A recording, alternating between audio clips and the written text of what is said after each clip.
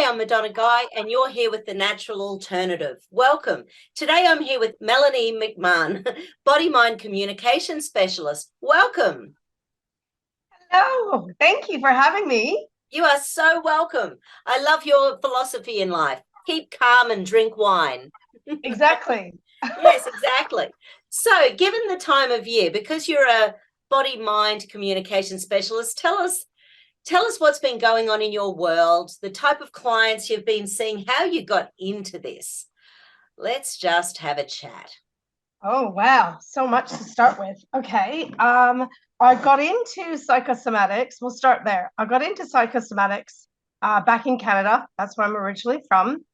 I got into it because I was trying to figure out why life was so bloody difficult. I was unhappy.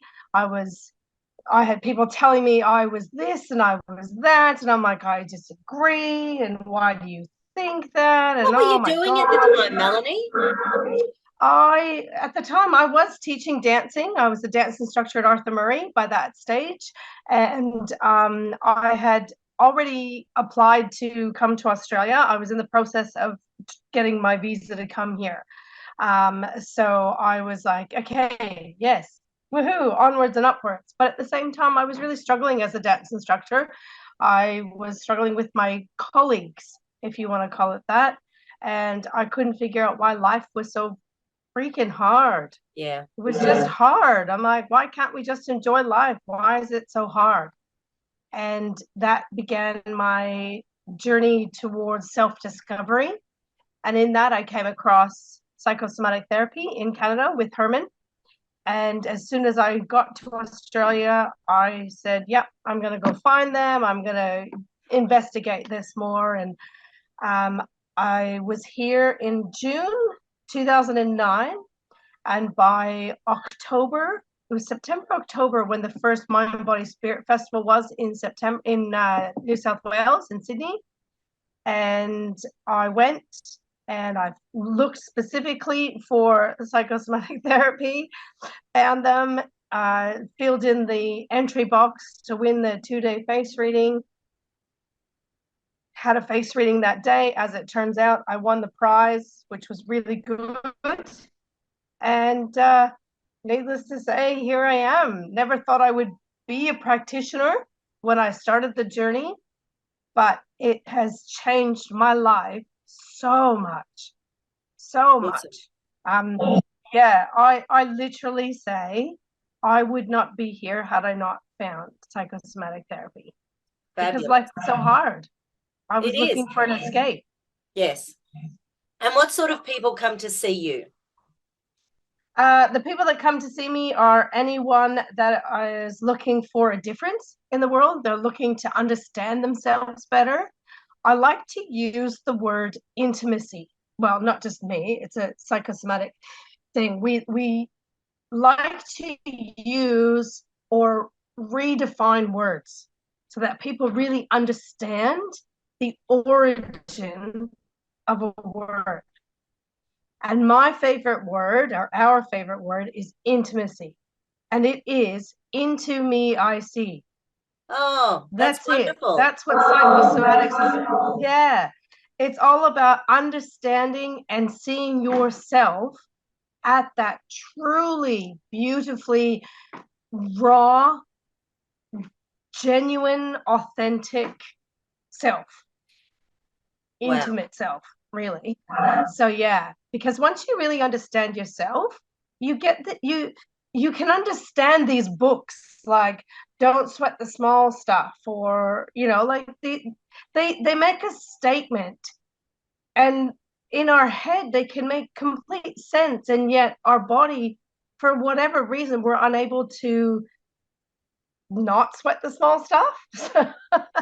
So I What assist changes people did with you see in understanding. yourself when you started using this therapy? Sorry. What changes did you see in yourself when you started using this therapy? Oh, I actually started to really see myself rather than how people were seeing me. People were seeing me because they were seeing the facade. They were seeing the emotional results of trauma. They were seeing the emotional results of experiences, of conditioning, of things and beliefs that were not actually me, but I had encompassed and become over the years because I was so unhappy and hurt that my emotions were taking over. So despite how my mind wanted me to behave, I was unable to. People were still seeing the angry self. They were seeing the angry me, and it was really confusing for me because I'm like, but I'm not angry today.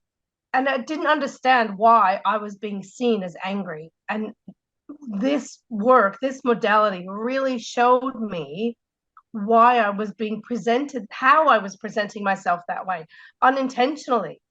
Right. So it's not that, but you weren't angry. They were feeling you as angry. Yeah. Or is it more about them? We're all, yes and no. Good question. Yes and no. We're all energetic beings and people respond energetically.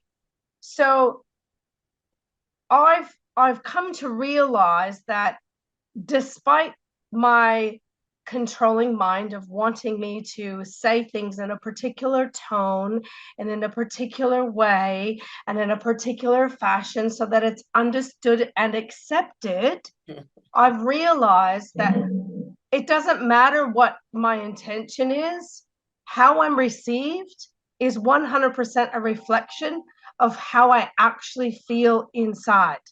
And because I was angry. I was angry because I couldn't understand why life was so freaking hard. Yeah. So I was angry, right?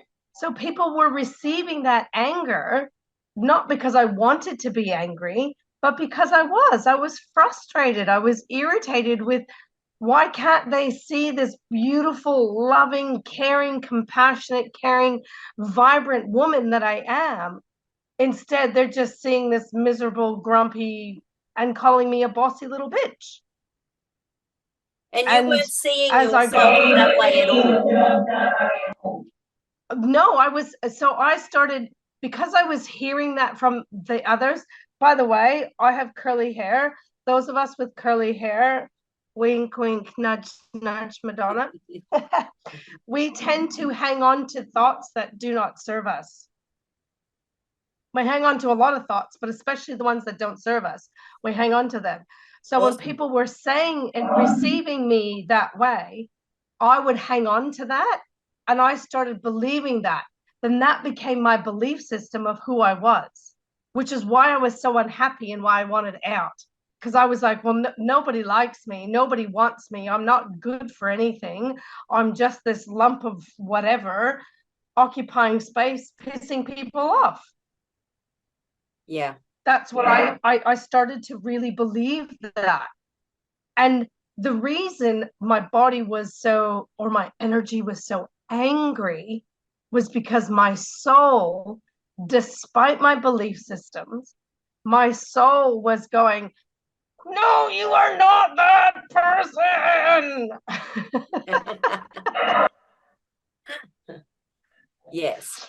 And it was my soul was really pushing to be seen. And a lot of people complain about stubbornness as a negative quality, and stubbornness can easily be attributed or related to resiliency. And if I didn't have my resiliency or my stubbornness to prove everybody wrong that I wasn't and that I'm not this angry, mean, horrible, bitchy, bossy person, I would have opted myself because I was starting to believe that crap. And it's lovely. And I'm proud to say that I do not believe that anymore. And I am on my journey of unapologetically me. Awesome. Yeah. So how do the sessions work when you're working with someone one-on-one?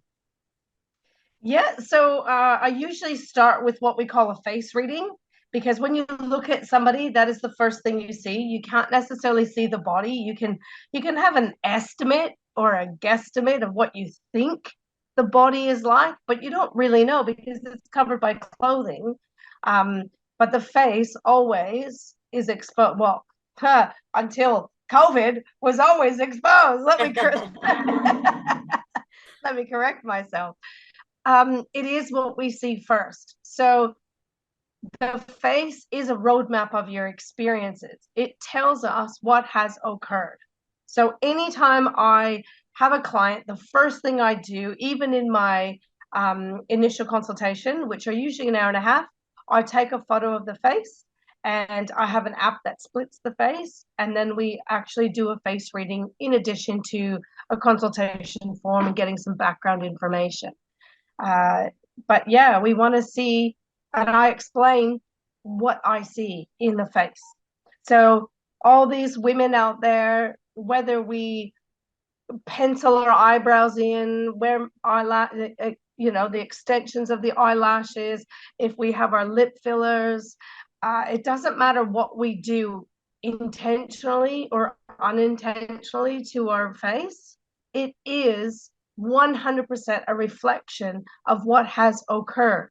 So when I read a face, when I see something significant, then it tells me that something is occurring in that area. So are you familiar with chakras? Absolutely. Yeah.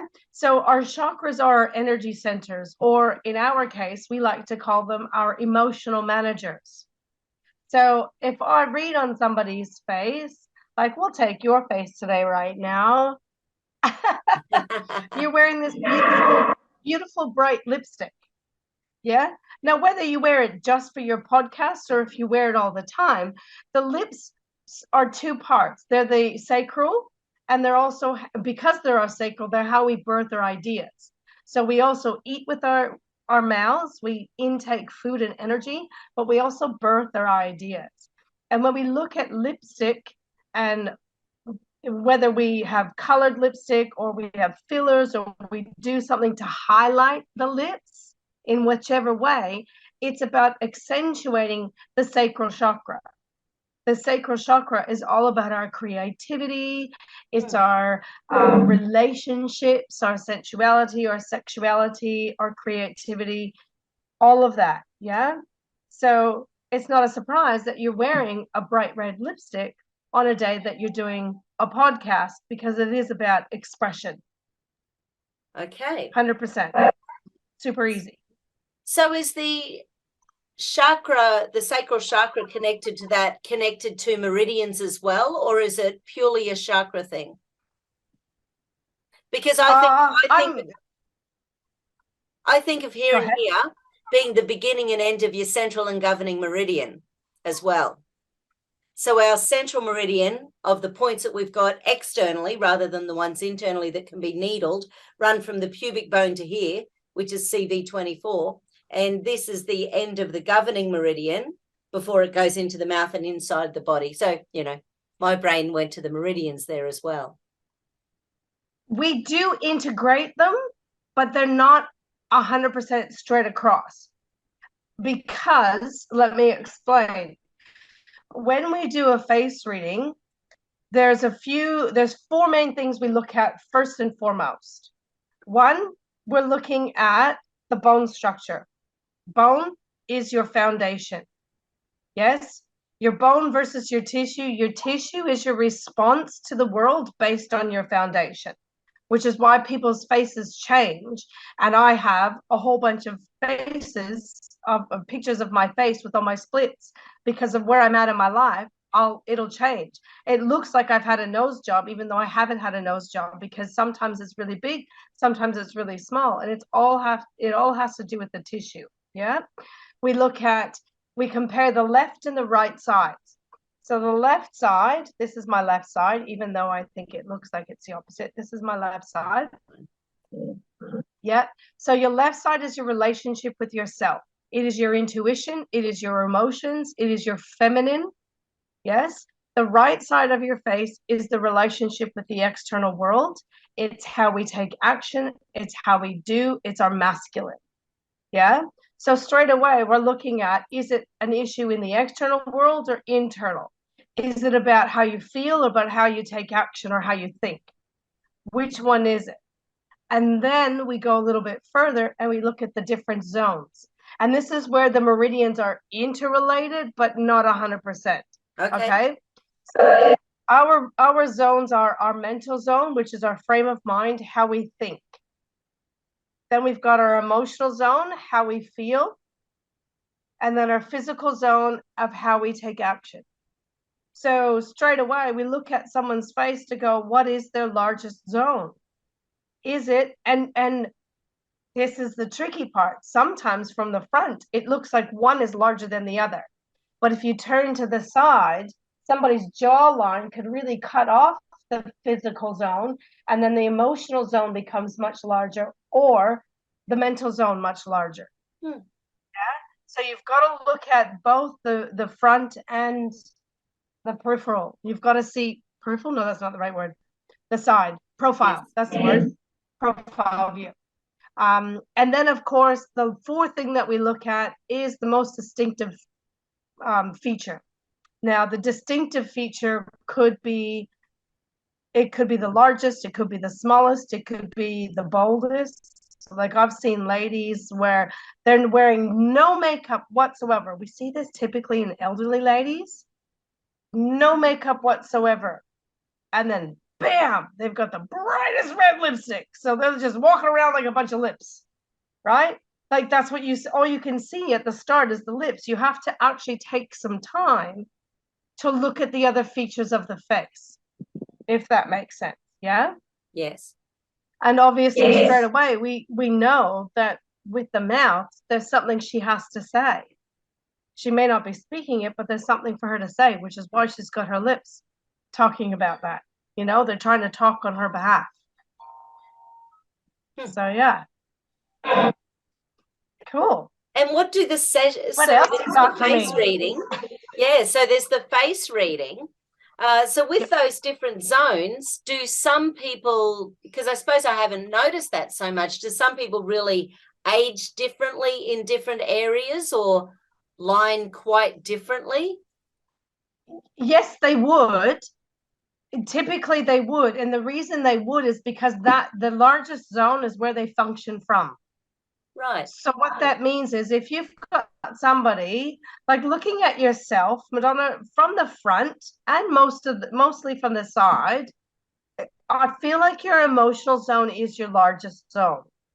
So that tells us that you function from an emotional perspective. That means that to make it really simple, if your emotional zone was really large and your mental zone was really small, say your forehead went like this. So your hairline came right here, right? And your jawline came really short and shallow, right? So these two zones were really small. It would tell us straight away that because you function from an emotional point of view, it's challenging for you to connect mentally and physically. So that means that you do things because of how you feel. If you don't feel into it, you won't do it. And because your mental zone isn't as large as the emotional zone, often someone with that face structure wouldn't necessarily connect with the mind, which means that judgment and discernment may be a challenge. So they can take action because of how they feel, and then later on, hindsight goes, oh, I should have thought of that before I did that, because now I'm in a bit of a pickle. Does that make sense? We don't think about it. People make emotional decisions rather than connecting to the mind. People who are larger mental make thinking decisions. And often, if you've got a really large mental zone and a tiny physical zone, these people are constantly prepping. 6 months later, they still haven't done anything because they're still prepping. Does that make sense? They're not a doer. Yeah. Yeah. So if you ever need help with something, get somebody who's got a big physical zone. They'll get in there and get it done for you. So which comes first, the chicken or the egg? So does our structure create our personality associated with those three zones, or does our emotional gear or our personality as a child change our bone structure as we get older? Ooh, good question. And to some extent, both, because bone starts to solidify at the age of 8. So prior to the age of 8, there's lots of flexibility and molding. That's why you'll see children's head shapes change as babies. And a lot of doctors will say, oh, that's because the child was left lying on its back all this time, so now it's got a flat head. It's not necessarily the case. So they're born with their foundation of who they are because of their mother's womb experiences. So that's where the genetics comes in. Yes. So genetically, you get the science from your dad and the science from your mother. The difference is the science from your mother lasts much longer and has a much greater impact simply because you're in your mother's womb for 9 months. So for 9 months, whatever she is going through emotionally is going to have an impact on what your foundational beliefs are. Right. Does that make sense? Yeah. So a classic example is, I can use Mari for this. Herman Muller is the founder and Mari is his wife. Now, she talks about her brother and herself. So her brother has no financial challenges or issues. Money comes freely and flows like a waterfall. Whereas Mari has to work consciously, connectedly in terms of manifesting money and being conscious about it. And when she met Herman, she looked into that and she discovered that her mother, when she was pregnant with her brother, they had this big, beautiful house and her mom had no financial worries, not a worry in the world. When she was pregnant with Mari, in that 9 months, they had lost their family home. And then all of a sudden, they had to be stingy and conscious about money. So straight away, you've got two financial belief systems that are a foundation about base and stability. So that's your base chakra. That's feeling supported and grounded and stuff like that. Yeah. Yeah, and absolutely. That's an amazing little anecdote. Absolutely. Yeah. It seems so simple, but it can, and I mean, we're really simplifying it for the podcast today. Yes, but, absolutely. And every single person will have their own story that expands that, if that makes sense. Can people do anything so once I suppose the first step is awareness. Once we're aware what our biggest zone is and how that has an impact on everything we do. Yes, it tells us how we show up. Right. Yeah, so the face tells us how we show up. The body tells us how we feel about the experiences that have occurred. What do you look for in the body then? Once you've done the face, what do you look for in the body? The issues in the tissues. So yeah. I suspect, I don't necessarily, when I read a face, I don't necessarily know how it's going to show up for someone per se, which is why we do the readings. The readings give us clarity on how something shows up and how something affects somebody. I know that something's there, but I don't really know the details. I don't know the stories, right? So a classic example, I like to use myself. When we go into numerology, I'm a 369. 3 is the throat chakra. 6 is all about the expression with sensitivity. You can tell by my voice, you can see that it's a challenge. And then the 9 is the wisdom with integrity. Yeah. So with my throat chakra, I'm all about the communication. It is so important for me. And because I've been misunderstood and misheard and all of this stuff, I've broken my pinky finger, which is your communication finger in terms of how you give and receive. Yes. receive is the left side, give is the right side. So I was, at the time I broke my pinky finger, I was asking for a raise at a job, and I was denied. And then, oh, look at that, I broke my finger. I also at the same time was diagnosed with Hashimoto's. If people are familiar with that, that is an underactive thyroid. The thyroid is in the throat chakra. And it's an autoimmune disease. Your And immune it's system is autoimmune. actually attacking your thyroid. And 1 in 8 or 9 women in Australia have got Hashimoto's.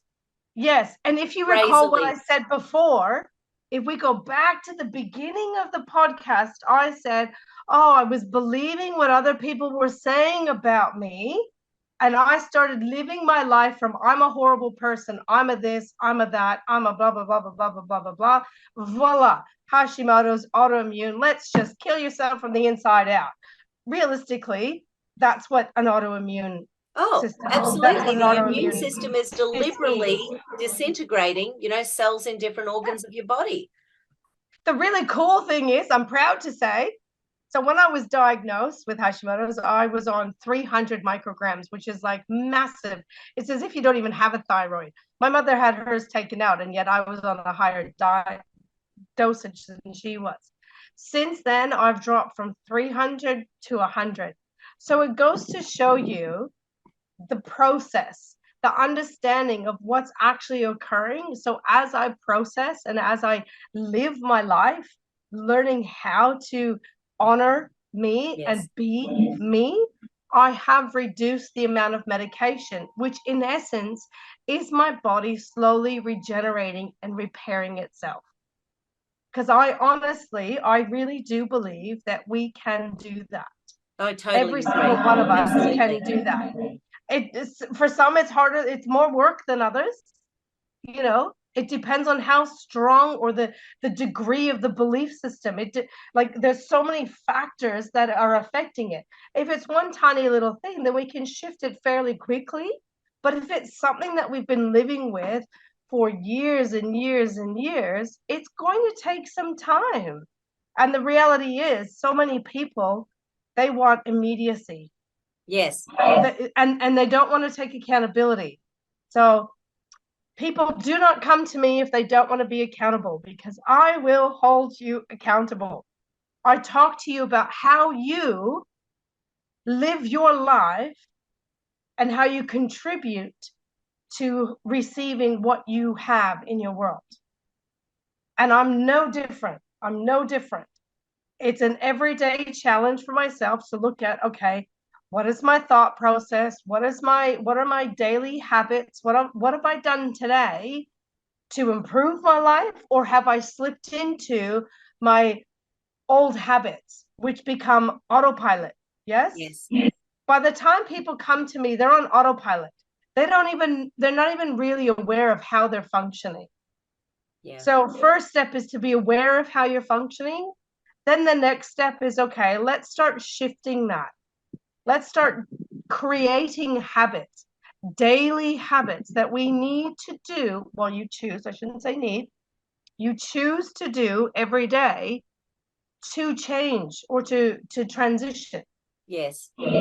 One of my favorite quotes is from Jillian Michaels. She was one of the coaches on The Biggest Loser in the US. Her quote is, transformation is not a future event. It is a current activity. It's brilliant. It's brilliant. It's so true. Every day, it's a current activity. What am I doing right here, right now, to create a better life for myself? What am I doing to improve my health? What am I doing to improve my wealth? Am I changing my mindset? Am I eating healthy, or am I going to the fast food? And I get it. There are times where, life happens, and that's life. Life is triggering us. Very much. What triggers? Yes. So do you have an inkling as to what created your Hashimoto's? Looking back at it, do you see like a little pattern running through your life that allowed your thyroid to, be attacked by your immune system? Your immune system said, no thyroid for you, Missy. 100%. Absolutely. And there's a few things that I didn't learn until recently. But when I was growing up, I didn't have the best relationship with my father or my brother. And I was really challenged with men in general. And then at the age of 10, I was molested by a neighbor. And this is so important for women to realize that it's not the degree of molestation that determines how much it affects you. Okay? Please be aware of that. Yes? Simple Absolutely. fondling can have an incredible impact. It doesn't have to be full on rape to be a massive impact. Yes? They're all valid and they all affect every single woman, however they affect them. And I want to make sure that each of us honors that. Yeah?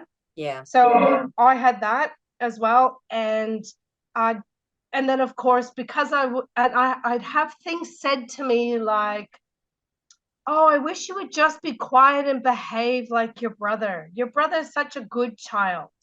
You're a bad child, right? So it's not their intention to turn me into a self-loathing person with those words, but that's what happened because I heard that Yes. over and over and over and over again. And being an extrovert, see, the thing is, my brother's an introvert. So of course he was quite happy sitting in the corner. I'm not. I'm an extrovert, in case you can't tell. I'm an extrovert and I love people. I love connection and energy. And I've since realized that my skin, I have sensitive skin. I can sense a lot of things occurring long before anything actually happens. And that's because I'm such a sensitive, connected, energetically connected person. Yes.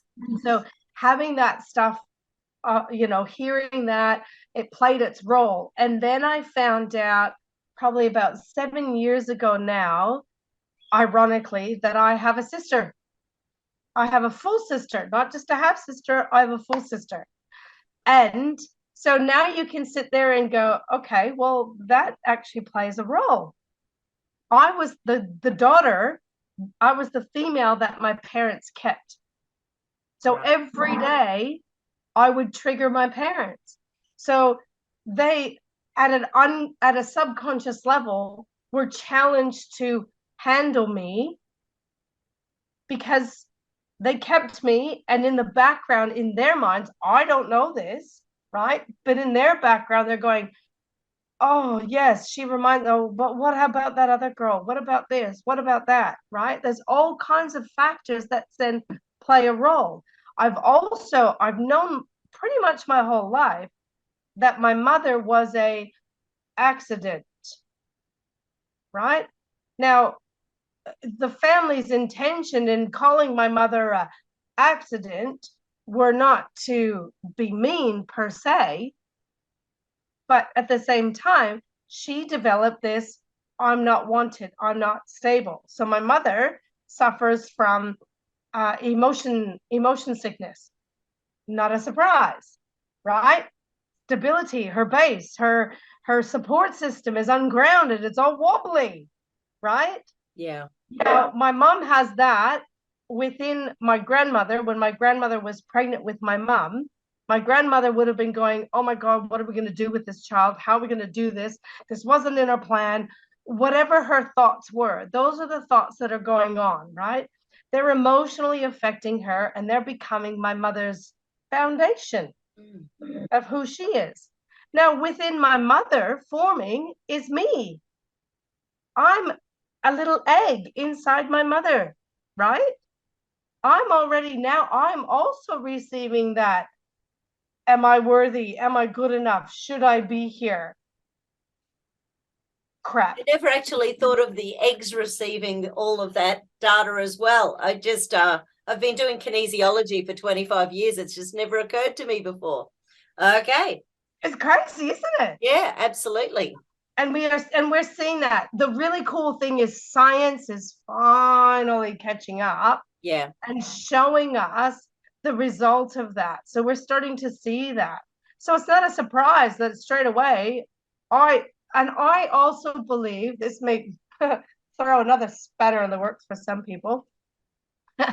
I believe that each of us as a soul comes down into this physical body to learn, or to either learn a lesson or break a tradition that has been affecting the the history, if that makes sense. The family history. The family history, yeah. Okay. So I come into the family as this extrovert, this crazy, fiery redhead that's here to go, I'm gonna stop this lineage of crap right here. And oddly enough, I've had so many challenges in my sacral with my relationships because of my belief system of myself that I ended up having a hysterectomy. So I literally cannot pass on my genes to anyone. Really interesting, because with NOT, I do a process called NOT, which is neural organizational technique. And part of the connection with our jaw, which you would be looking at when you're looking at people's facial structures, the left jaw is called our stress jaw.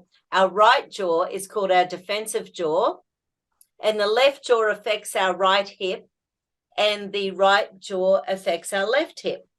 And if that is all destabilized, it throws our pelvis out, which can then put pressure on all our reproductive organs, our digestive tract, our ability to receive, our sacral chakras, all in that area.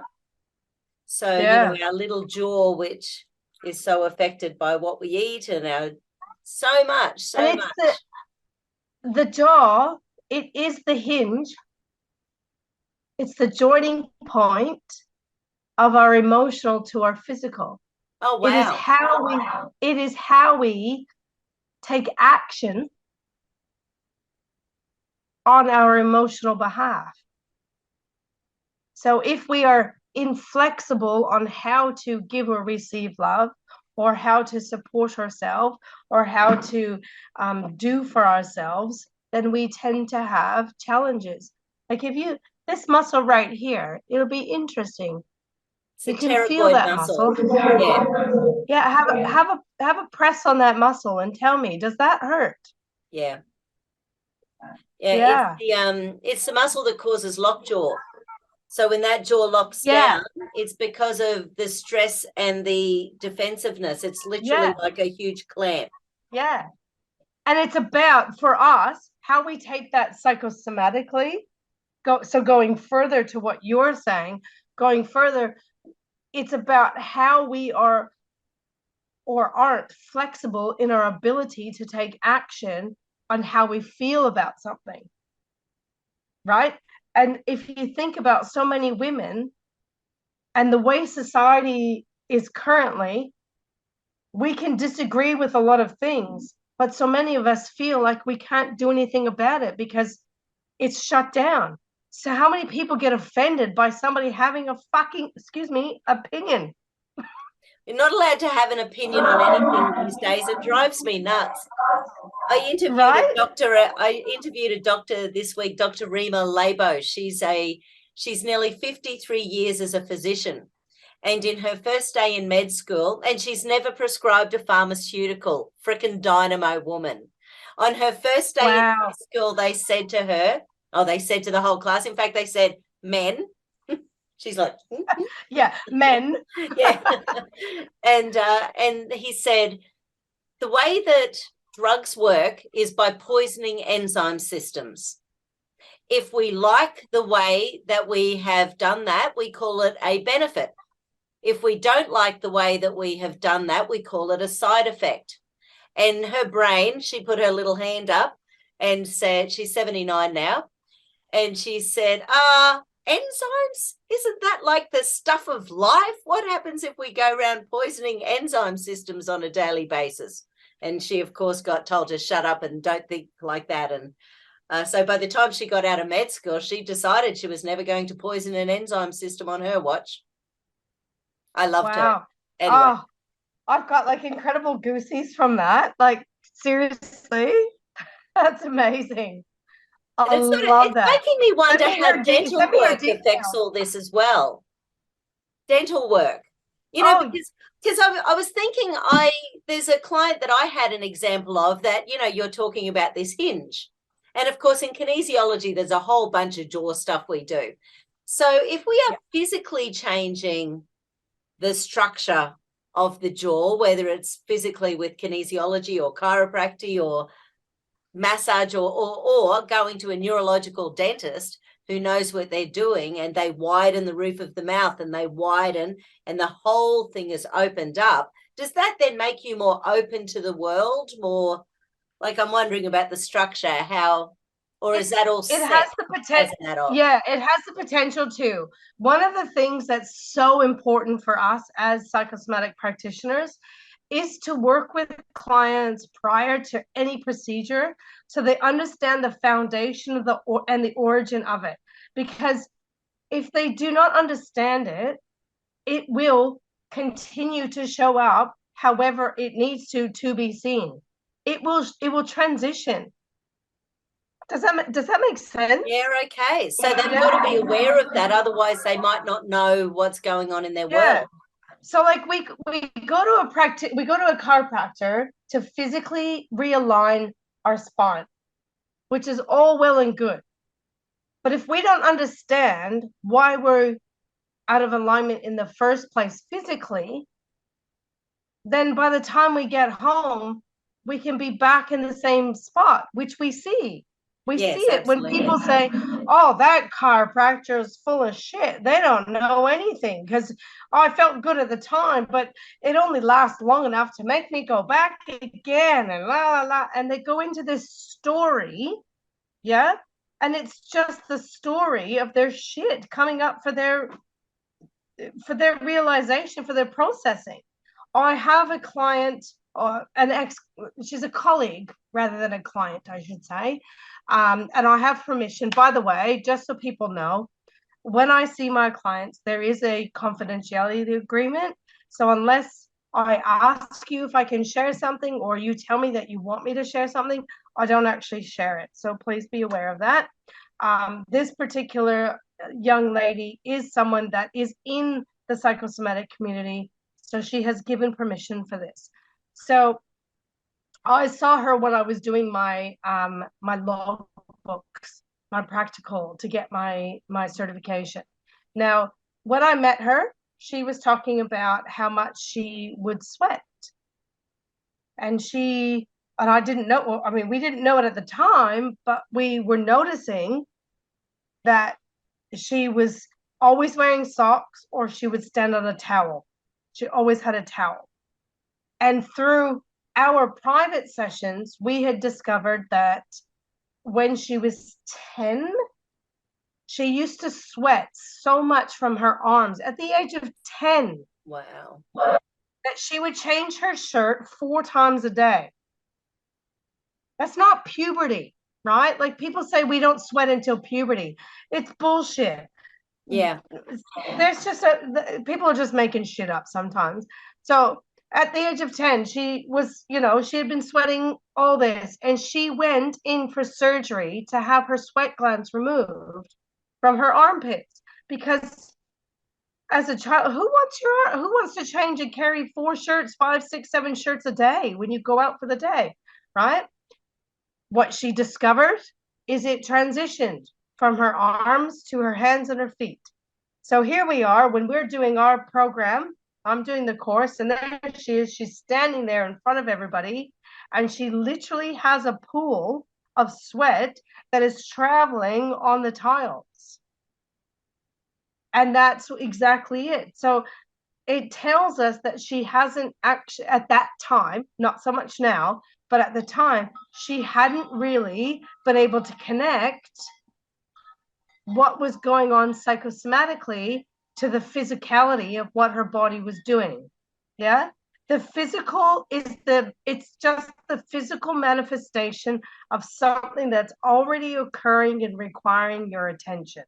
And for her, we discovered on our sessions that it was all about a lineage of being heard and the right to be.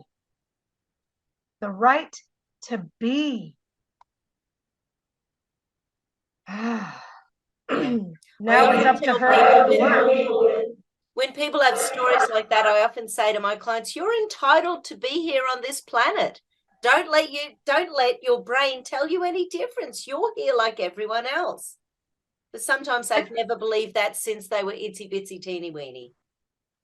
And that's what I'm saying. They haven't believed that because of a genetic conditioning and a belief that has been transferred and carried on. And that's what we were saying. She was now the recipient, yeah, of so many. And what I said before, I believe that we are put on this planet to be the epitome of something. The extent of that belief system of the right to be, look how massive it was showing up in her. Yeah. Her soul was like, I'm here to transform this belief system. Like it's amazing. It's absolutely beautiful. And at the end of the day, it's also up to her to do the work, just like it's up to me to do my work. And then, of course, every person who has those realizations and starts to change the message that they're speaking in themselves, they then, I'm imagining, go out to the world as a very different human being. So it's really one of those things, you are sharing that light to every person around you once you change that part of you that's holding yourself back. Yeah, which this is a perfect segue to when we talk to people about people's purpose. Yeah. How many people don't have a purpose? But everyone's purpose is to understand and learn something that their soul has chosen to come back to this earth to do. For me, it's about letting go. I'm here to learn how to let shit go. That's why I have curly hair. That's why I hang on to shit, because it's my purpose. Yeah. Yeah. You know, and as we learn, so how we, not how, when we really learn our purpose, we don't have to teach it per se. Yeah. I'm not here to teach people how to let go. I'm what I do with my business is I teach people and I guide people to understand and learn and reconnect with who they truly are. In doing so, they learn their purpose. And then it's up to them to do their purpose. And when you really learn your purpose, people learn from you because you exude that, because you embody that, because you do that on a daily basis, not because you teach it or talk about it or preach it or whatever. That's not how we have our purpose, which a lot of people want to believe is the purpose, but it's not. That's just how we do it. Sometimes how we do our purpose could be that. Does that make sense? Yeah. So do you have Hopefully that wasn't too deep for some people. No. I think that's wonderful. Do you have an example of someone who found their purpose that was 100% different from what they had been doing before? I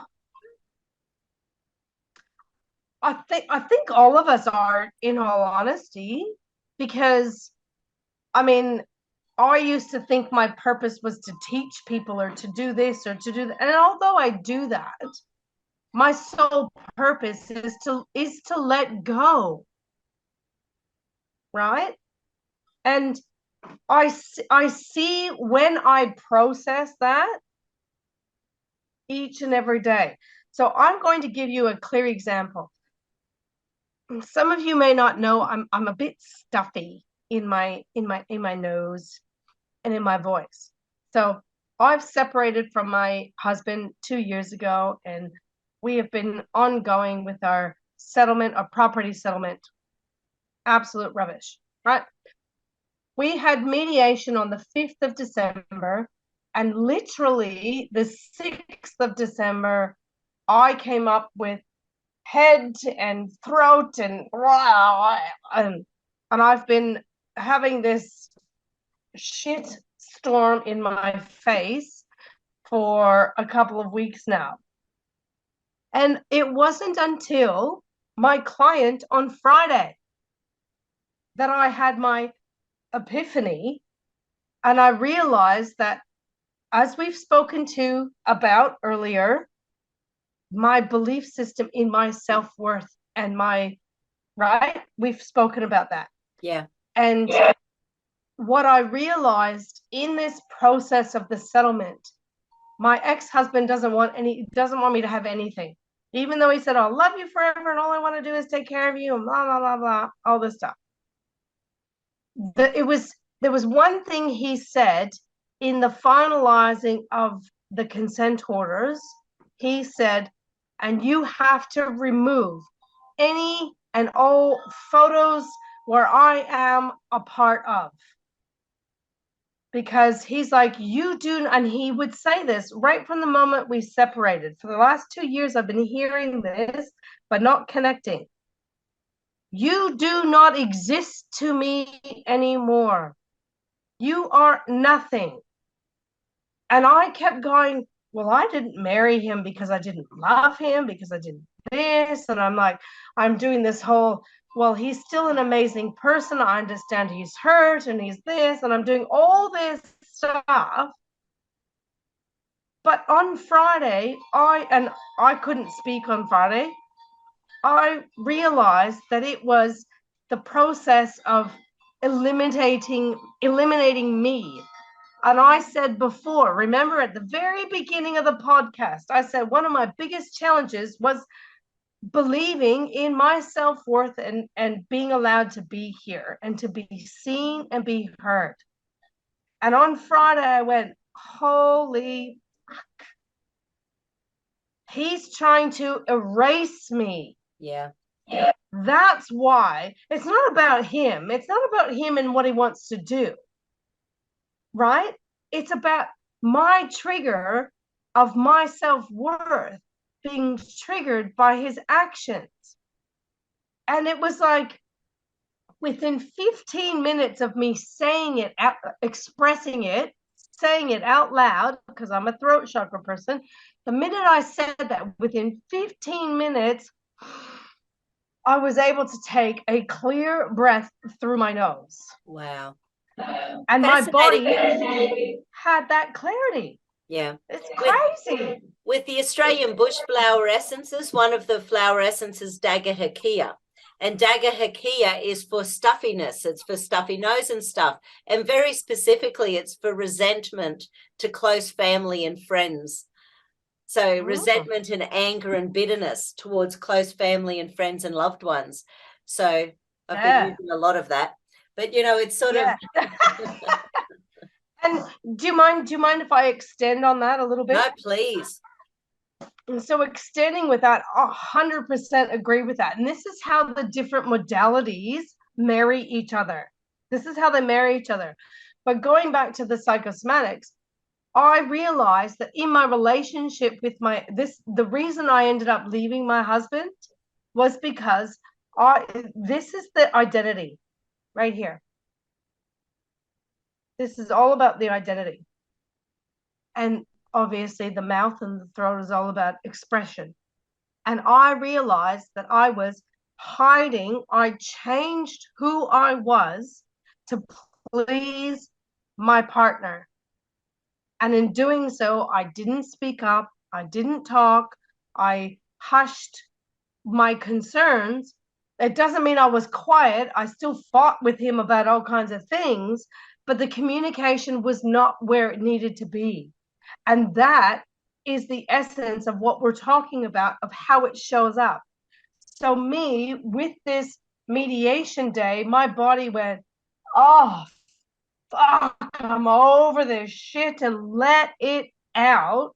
And so that's why it all came up, and I got stuffy in this. And it wasn't until my mind made the conscious emotional connection with his behavior as to what was going on within me. And as soon as I did that, clarity came. So you asked earlier about the clarity. That's the clarity. 100% the clarity. Excellent. When did your Hashimoto start? 2006, 5, long time ago. Okay. So well before this relationship I've with your had it for hubby. over 27. Sorry. So well before your relationship with your hubby? Oh, well before. Well before. Well before. Yes. So you had Yes. well-developed And communication issues. before I knew about my sister, before I knew before any of that, it was the epitome of, so how Hashimoto's shows up for me is it's not about the ability to communicate overall. Let's make that clear. Okay? Clearly, I can talk about stuff that I'm passionate about, stuff that I understand, I can communicate with. Hashimoto's, and when we're talking about communication, it's specifically about matters of the heart. When I'm confronted with something, when I have to share how I feel about something, when I have to talk to my partner about how I'm, oh, well, you believe this, well, I believe that, and if they set up the precedence of, well, I wouldn't do that because I find it, disrespectful, it straight away puts you on the back foot, and then you feel like you can't talk to them. Or if you have shared stuff, which was in my case, he used that as ammunition later on. So when we would fight, what I said openly, trustingly, authentically, 3 years later became ammunition. Oh, well, you did this and you did that. And then it's like, you never talked to, and then after it became, oh, you never talked to me. Really? Are you surprised? I said one thing and then you took it like a bloody hammer and smacked me across the head with it. Yeah. Why would I share anything with you? So we start to see the habits. That's why it's so important. You start to see why you show up the way you do. Yes, you're a communication person, but you're not communicating. Well, why the hell not? Well, because when you were this age, this happened. And then when you were this age, this happened. And then this happened. And then that happened. So we start to see a process. There's a theme that happens in the body, and the person ends up going, yeah, no, I'm out. And they shut down and they deny that person who they are. They start dishonoring who they are. And then have you seen a lot it of appears all of a sudden they're like, oh my God, but it's not all of a sudden. yes. And with everything being so politically correct these days, are you finding that people, because there's so many things that are not to be discussed. They're sort of changing laws left, right, and center. There's weird stuff going on worldwide about what we can say and can't say and what we are if we say A, B, C, D, E, F, G. So it's a very bizarre time on the planet where the censorship police are out in force. Yes. The politicians and the media is pushing people to dob people in and say things about other people. And, it's the most bizarre time on the planet. Yes. How are you finding and I'm that? so glad you brought that up, because as I said earlier, how we speak, it depends on our own shit. Yeah? For those of you who don't know, my business is shine your light, own your shit, and be true to you. All right? So this is about owning your shit. The reason we have negative response to our shit is because we don't accept it. So in my life, because I was believing all of those, and like I said, every now and again, it still comes back. That belief system still creeps its ugly head in the background. But when we believe that story about us, when we go to speak something, we have that story that's coming through, and I'm doing it like an alien coming out from the back. Yeah. So you have the intention to say something, but in the background and in the subconscious mind, you're already saying, oh, I don't know how this is going to be received. Oh, the last time you said this was a problem. Oh, no, no. So you've got all of these negative preconceived ideas. And this is where we go back to the law of attraction and the emotions. This is why the body is so important. How you feel about something tells us your point of attraction and your point of creation. So when you have an issue with what you say or how you're saying it or when you're saying it or who you're saying it to, or, oh my God, the list is bloody endless. If that comes up, that's what you're battling.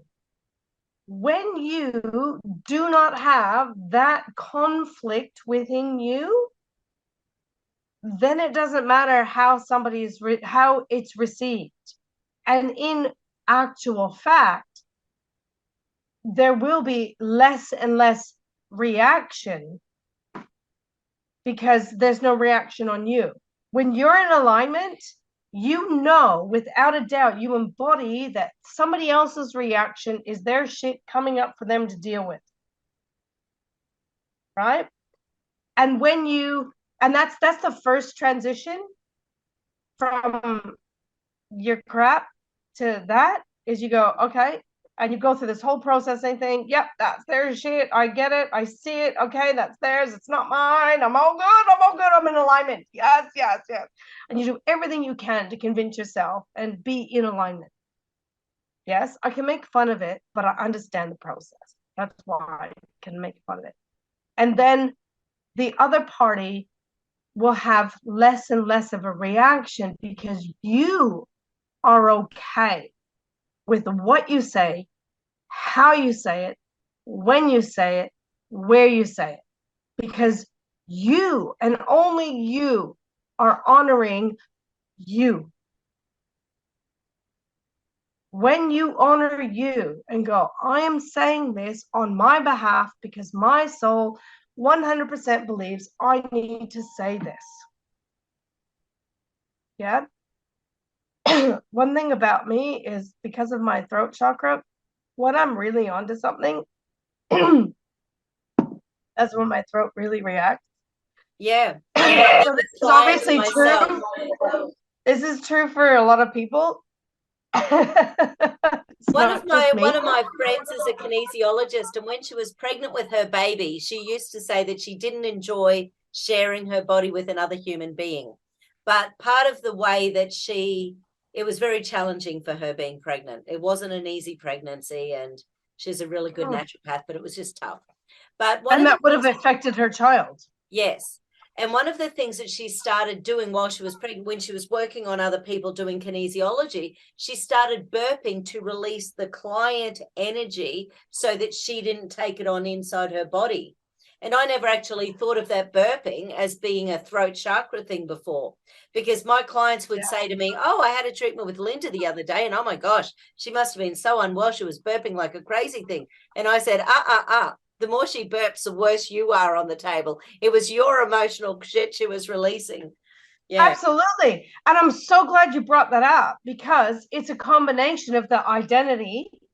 It's the gas, the unnecessary air that's in the lungs, right? In the stomach. In the stomach, for people who don't realize, I'm going to stand up here. Your stomach is not down here. Definitely Your not. Your stomach is actually up here. And when you have stomach challenges and the gas, that's exactly that. She was burping it because her body was going, this is not my shit. This is not my shit. This is not my shit. That's what her body is literally saying. So love it. Absolutely. Oh, love it. See, it gets me so excited. I'm glad I don't do that. But yes, it's sort of, I do know other kinesiologists who do the same thing so that they don't take on the energy of the person that they're working with. I don't burp, but when I have my clients and I'm onto something, I tend to get a dry throat, and I cough, or I something happens in my throat chakra when I'm really on something specific for someone. And that's why general information is great. It doesn't affect me. But when there's somebody specific, so right now, my body has already preempted that somebody listening to this podcast is really connecting to what I'm saying. And I know that because I've had a easy throat chakra the whole time. Yeah. And where does yawning, because it must do a similar thing, because I also know people who yawn as a practitioner, or people who yawn on the table as well. It's a big one in the kinesiology world. Yeah, yawning it's a combination of a few things. It's your base chakra, because without air, there's no life. The first thing we expect and try to achieve from a child being born is breath. Yeah. The first thing, if they're not taking a breath, we're doing everything we can. Breathe, right? Yeah. Because breath is life. So it's base chakra, but it's also identity. So a child, what they do is they take in a breath, and then I'm here when they scream, right? When a baby screams, that's the whole point of it. It's staking their claim.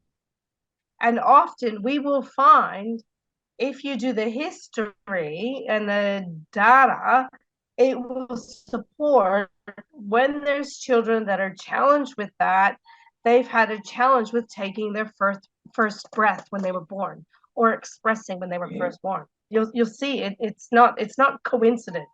It's factual. It's evidence of what is. Yes. And then do you know what I mean? Rather than data. And another question I have is about pain. So, you know how some people, so I'm sort of also thinking about people with nerve pain, migraines, all sorts of things, going on once again in these areas where we can see. And some people get very specific one-sided migraines, and it always starts in a certain spot. And I've always thought of those more along the lines of meridians again, because I suppose I work more, with meridians. So similar again, is that more the masculine, feminine sides of the face to do with the mental, emotional, physical connection? Yeah. And then, of course, the zone. Because, yes, I talked to you about like the zones, the 3 zones, but realistically, you've got your 7 chakras. So you've got your crown, you've got your third eye. Your eyebrows are also the throat chakra, right? Your eyes are the heart. So when it starts here, it's about the heart. Yeah.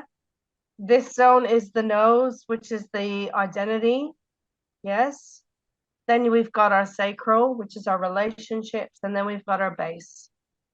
So where pain occurs, just like in the body, if somebody stubs a toe or does this or has constant injuries, it's like, where? First thing I ask is where? Which side, left or right? What part of the body? Because it's going to really simply narrow it down, and it's never wrong. That's why I love this work. It's never wrong. I'm the only reader that will claim 100% accuracy in a reading. It's never wrong. And I didn't come up with the information. I'm just sharing it. Yes. Herman came up with it, and it's so profound to see. And I've had so many clients, like even at an expo, I've done an expo, and they've had a reading in 20 minutes. Their eyes have changed, their face has changed, their posture has changed. It changes. How long it lasts depends on how long they stay connected to that. Because what's occurred when I've seen them, when I've done that reading, is I've seen them for who they truly are. That's the most unique and rare opportunity to be seen. When do we ever get seen for who we truly are? Past the facade, past the shitty experiences, past what we think we need to be, past the conditioning of, oh, you have to behave this. You're not allowed to be angry. You need to suck it up and move on. And oh my God, I go on. I turn into like some fucking weirdo because it's ridiculous. And I see past all of that. And to be seen that way, oh, so valuable, so precious, so sacred. And that's why it's life changing. When you see it, you receive it, and you genuinely believe it, then you go, okay, I'm ready to take change. I'm ready to take my life into my own hands. I'm ready to be accountable for how I participate in my life. I'm not saying that you ask for the shit. Please, everyone, be aware. I'm not saying you ask for your cancer. Nobody asks for the Holocaust at a conscious level. At a subconscious level, to some degree, unfortunately, yes. Just like me with my Hashimoto's. Just like my mom with her open heart surgery, with her, her breast cancer. I almost had cervical cancer. I understand that I didn't consciously ask for it at an intentional level. What I'm asking you today, right here, right now, is are you willing and ready to be consciously connected? Are you ready to be intentional with how you create your life? If you are, come say hi. Awesome. Awesome. So with people, like, what is your so your introductory session is an hour and a half. Mhm. How do people find you? How does it work? Do you do only brick and mortar face to face? Do you do online? I do online as well. Obviously, if you're in the vicinity and you can do in person, it is so much better because then there's less guessing. Like right now, you have to guess my tissue and my bone structure, right? Yeah. Right? I can feel it, but see, as soon as I do that, see how it changes my shape? Yeah, Yeah, right. it changes my shape. That's what you want to look at. Yeah. And because of that change, that's the challenging part with online. Doesn't mean I can't do it. I have had a client overseas and it's amazing. She'd actually done the course. And then I had made a comment on a post. And then we had a number of different sessions. And because of my comment, she just connected with what I was saying. It's all different. But yeah, so you can find me. I'm on Facebook, Shine Your Light, Psychosomatic Therapy. Melanie McMahon is my name, but I do have my personal page and my business page. Unfortunately, my website is having technical issues. Yeah, so if anyone's a RT guru, hey, hit me up. I'm all ears. We can maybe even do an exchange. But yeah. And do you prefer people to contact you via phone or email, or what do you prefer? Either one. My phone number is 0404-741-446. That's my business number. My email is info@shineyourlightgc.com. You can contact me either way. I've got a number of different workshops coming up. In January, I have the manifesting in 17 seconds. Imagine that. That is coming up real quick. Then I've got the self-love retreat just after Valentine's Day, because I get it. You've got everybody else that's important. But then after Valentine's Day, let's bring the focus back to you. We've got that. And then at the end of February, I also have my posture workshop. So as I said before, the face is the roadmap of the experience. The body is the issues and the tissues. Your spine is how you back yourself. It's how you support yourself. So learning how you stand is an affirmation of how you continuously support yourself every day. For me, that was the one thing that I shifted at the beginning. So much was really overwhelming for me because I had so much to work on. Not everybody has as much to work on as me, but I had so much that I was like, okay, what can I do? What's realistic for me to physically achieve? And I'm like, you know what? I can work on standing and changing my posture every day. I can do it morning and night, and I'm good to go. And as soon as I started doing that, my world started to shift. It started to change. So, welcome. Awesome. Any final thoughts, Melanie? Yeah, final thoughts are, you know what? We've had a couple of years of COVID. COVID has been, I also work with numbers. We don't change numerology, but Herman has assigned the chakras to the numerology, to the numbers. So it gives you actual real clarity as to where you're at in your world and what type of year it is. And we've had a year of back to basics, and then we've had a year of love. That 2022, seriously, it was all about inner gifts, the 0, the 2, cooperation and balance. Yeah, 2022, 3 2s, and 2 is all heart chakra, all about cooperation and balance. Yes. And then 6, I'm a 6. 6 is all about vision and acceptance. This was the year that everybody went, yep, COVID's not going anywhere. Just bloody accept it as part of life and move on. Yeah. That was what it was all about. Yes. That was this year. It was a 2, 4, 6. It was a 6 year. Next year will be a 7 year. Identity.